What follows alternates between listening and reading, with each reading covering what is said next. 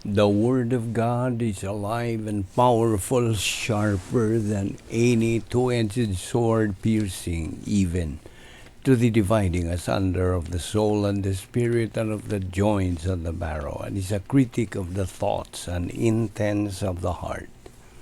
Ang tibuok nga kasulatan gipaginhawa sa Dios ug may kapuslanan alang sa pagpanudlo, alang sa pagpamadlong, alang sa pagpanulid ug alang sa pagmatuto sa pagkamatarong. Aron ang tao sa Dios mamahingpit masinangkapan alang sa tanang maayong buluhaton. May ngadlaw sa tanan atong mga subscribers, viewers, fellow believers, og welcome na sab ning atong adlaw-adlaw nga pagtuon sa pulong sa Dios ubos sa Balbido Evangelistic Ministry. So kailangan ikaw nga magtutuo, buhata na ang atong naandan nga pagpangandam. Pinagis paggamit nimo sa prinsipyo sa 1 Juan 1:9, the rebound technique. O galang kanimo dili pa magtutuo, imong buhaton mong paggamit yan imong kabubuton sa pagtuo kang Ginoong Hesukristo ingon nga imong manluluwas. Tumuo ka kang Ginoong Hesus ug ikaw maluwas. Mga buhat, Kapitulo 16, versikulo 31. Okay, padayon ta ang atong paghisgot bahin sa pangasauno ni Kristo, the Bride of Christ. Now, mubalik ta karon dito sa karaang tugon. You know what? Trumpets were. Okay. Ipatunog kini nila. They blow these trumpets to assemble aron sa pagtapok sa mga katawhan. Now, din labihan sa kadaghan sa mga trumpet, budyong ba, dito daang tugon. Whenever din na sila mga festival, kasaulugan, o convocation ba, o whenever there was some kind of kadaugan o triumph, tingali anay paghukom, the trumpet in Exodus chapter 19 calls the people to meet with God. The trumpet of assembly as it could be called. Og in Zephaniah and Zechariah, a trumpet ingon nga ilhanan sa pag-abot sa Ginoo to rescue His people from wicked oppression gikan sa pagpanlupig o pagdaog-daog, budyong o trumpita kanto sa pagpalingkawas, a trumpet of deliverance. And there are many trumpets associated with the end times. Many. Kining maong trumpita tuod, mao'y katapusang trumpita, the last trumpet, in the sense that it ends. Gitapos, mahuman ang katuigan sa simbahan, the church age. Kini bang simbahan nga atong gipa kanang niya ba kita karon? Mao ni katuigan sa simbahan, the church age. Ug ikaw, ug ako, kitang tanan mga magtutuo, we compose this church. You see? So, gitawag niya og church age, katuigan sa simbahan. Ug mahuman na ni kuno sa inig rapture na niini. Sakgaw na kini. Now, it is not said to be a judgment kato mga itong isutan nga trumpita. So it's not said to be a judgment trumpet as the trumpets in Revelation 8-12 are. It's an assembly trumpet. Okay? Pagtapok ba lang. Ug din ato makita ang plano. The dead in Christ will rise first. Now, tingali maingon ka, ang mga Hudiyo dito sa daang pagkigsaad, di ba hinto man kadto sila nga they're going to have a resurrection? Absolutely, mingtuo kadto sila. Yes, they believed they're gonna be raised from the dead. Nahinumdum ka dito sa Hebrewanon Kapitulo 6. The writer says in verse 1, "Therefore, leaving the principles of the doctrine of Christ, let us go on unto perfection, not laying again the foundation of repentance from dead works and of faith toward God." Kana, theology na sa daang pakisaad. Verse 2, "Of the doctrine of baptisms, and of laying on of hands, and of resurrection of the dead, and of eternal judgment." Judgments. Of course, ang mga magtutuo dito sa Old Testament, nagtuo o pagbanhaws mga patay. Gisaad man kanila sa Dios. Diya sa Job, Kapitulo 19, versikulo 23, giniinag ka na yun. "Oh, that my words were now written. Oh, that they were printed in a book." Verse 24, "That they were graven with an iron pen and lead in the rock forever." Verse 25, "For I know that my Redeemer liveth, and that he shall stand at the latter day upon the earth." Verse 26, "And though after my skin worms destroy this body, yet in my flesh shall I see God." Verse 27, "Whom I shall see for myself, and mine eyes shall behold, and not another, though my reins be consumed within me." Now, nagatuo sila sa pagkabanhaw. They believed in the resurrection. Diya sa Salmo 16, kini naghisgot bahin sa Dios, not letting His Holy One see corruption. And then, in the passage I mentioned, Daniel chapter 12, it says in verse 1, "And at the time, and at that time shall Michael stand up, the great prince which standeth for the children of thy people. And there shall be a time of trouble, such as never was since there was a nation, even to that same time. And at that time thy people shall be delivered, every one that shall be found written in the book." Verse 2, "And many of them that sleep in the dust of the earth shall awake, some to everlasting life, and some to shame and everlasting contempt." Now, as we can see din here, there will be a resurrection of the unjust and the saints as well. Ang daang pagigsaan, the Old Testament, nagatudlo og pagkabanhaws lawas. So does the New Testament sa atong nasahiran. Nakagusto yung ko ining pagkasulti og the dead in Christ shall rise first. Ang nangamatay diya kang Kristo mao'y amuuna sa pagsaka.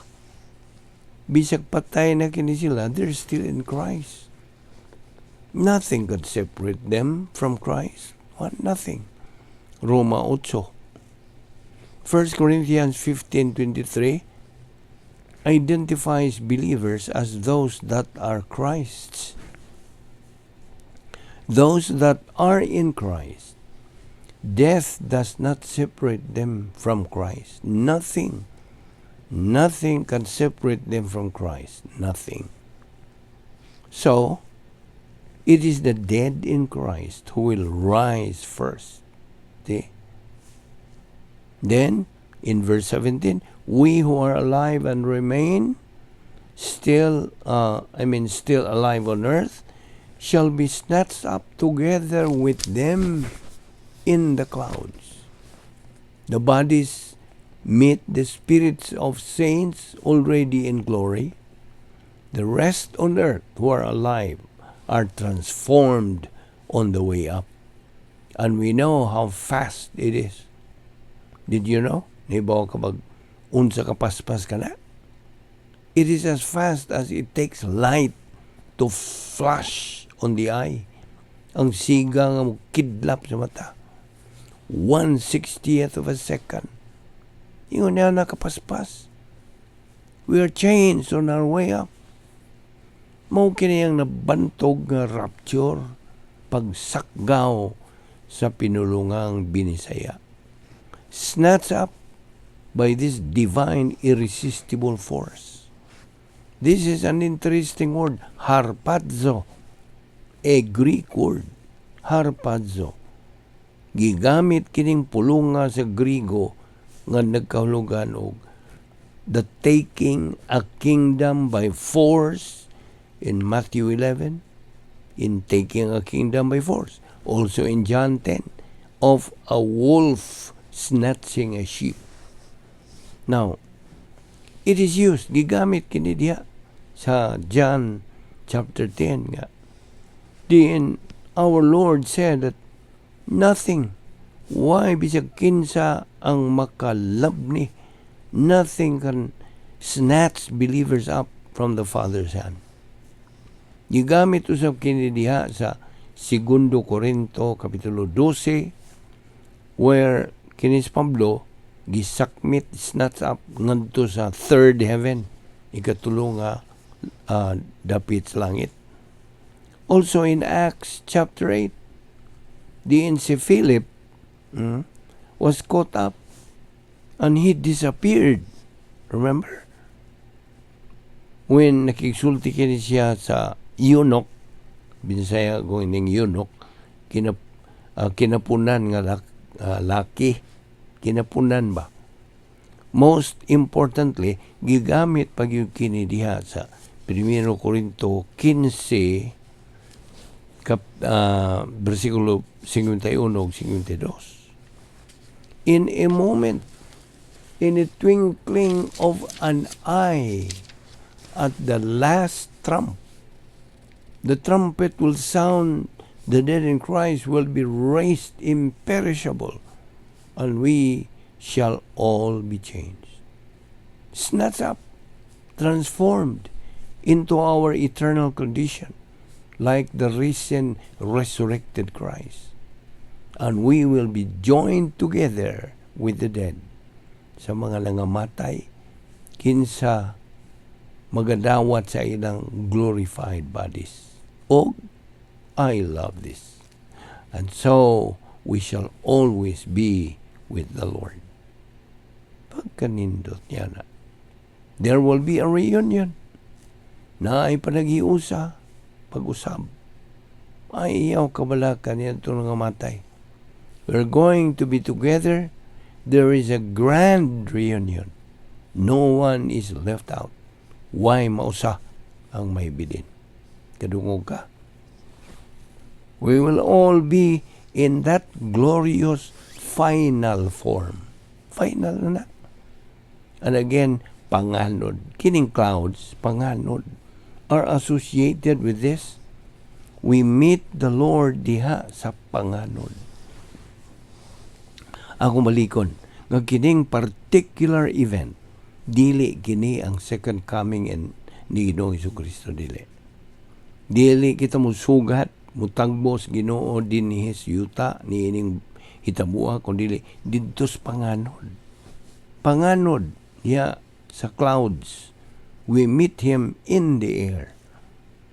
Meeting the Lord is an Old Testament idea. Og dinhi, it is the experience. Kasinatian kini kanatong mga magtutuo. Ug iya kitang tapukon ug dadon kita didtos mga lawak sa balay sa iyang amahan. And we will always be with the Lord. Pagkanindot niya na. Never after that will we be separated. Dili. O dili na gayon kita magkabuwag. Kasabot ka. Now, inigbalik ni Ginoong Hesukristo dinhi sa sa second coming na niya. Paminaw. Kitang mga magtotoo, muuban kaniya sa iyang pagtunob dinhi sa yuta nga diin iya nang gipahimutang ang final judgment ngadto sa tanang mga di magtotoo. Iya nang pusgayon, bungkagon, pamatyon kini sila sa dakong gubat sa Armageddon, ug dayon niyang pag-establisar sa iyang gingharian dinhi sa yuta nga mulungtad og pila ka tuig, 1,000 ka katuigan. Literal na. Ug humaniya na. We are going to dwell with Him in the new heaven and the new earth, hangtod sa wala na'y katapusan. We will reign with Him during this period. You see, never to be separated from the Lord. So, ang mga haligi nining hitabua, ang mga nang salmot ning hitabua, ang plano, ug finally, what is the purpose of telling us ni ining mga butanga? Verse 18, therefore what? Comfort one another with these words. Nobody is going to be left. God, who is the God of all comfort, comforts His people. Not some kind of an emotional warmth and fuzzy experience. He comforts. Nagahupay siya sa iyang mga katawhan uban sa kamatuoran. He comforts His people with truth. See, inumdum ko sa istorya sa gamay bata nga babae, 5 years old pa. Kining bata nagasudong sa iyang igsuon nga laki nga himalatyon. Pagkamatay siyang igsuong laki, iyang gipangutana ang iyang inahan, asa naman itong ako igsuon ma? Ang inahan mitubag sa bata, tuwa na siya, miuban kang Hesus. Ug naay adlaw nga, we will see Him again. Sometime later, nabatiyas bata, nga unsa, nga nagahilak ang inahan ini. As she was telling her friend nga, she lost her son. Later, kining 5-year-old nga batang babae, miingon nga to siyang inahan, Mommy, is someone's lost? Winabawag yung ka where they are? Never lost in the presence of the Lord. So dinhi, atong umanon kining atong pagtuon ni the bride of Christ, ang pangasaulo ni Ginoong Jesucristo. Ikaw ang nagpaminaw nining atong pagtuon niini. Ikaw nga magtotoo. Ikaw ang pangasaulo ni Ginoong Jesucristo. Huwag ka ba maghinam-hinam ni ana? Nga doon ay dakong kumbira dito sa langit. Pangasaunon ka man ni Ginoong Jesucristo. O kita magauban kaniya hangtod sa wala na'y katapusan. Wala na'y luha. Wala na'y pagantos. Wala na'y unsak. Kasakit. Wala na'y kamatayon. Anto natang tanan uban sa atong Diyos. Amahan na mong langit doon, salamat nining grasyang imong gihatag ka na mo kay gayunan sa pagtuon sa imong balaang pulong.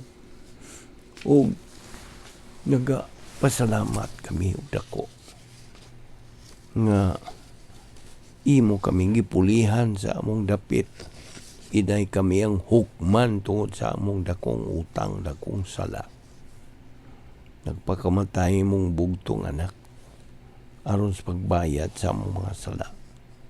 Siya mo'y gihimo nga sala kinsa way labot sa sala tungod kanato nga mga katawhan aron lamang kita mamahimong pagkamatarong sa Dios diha kaniya.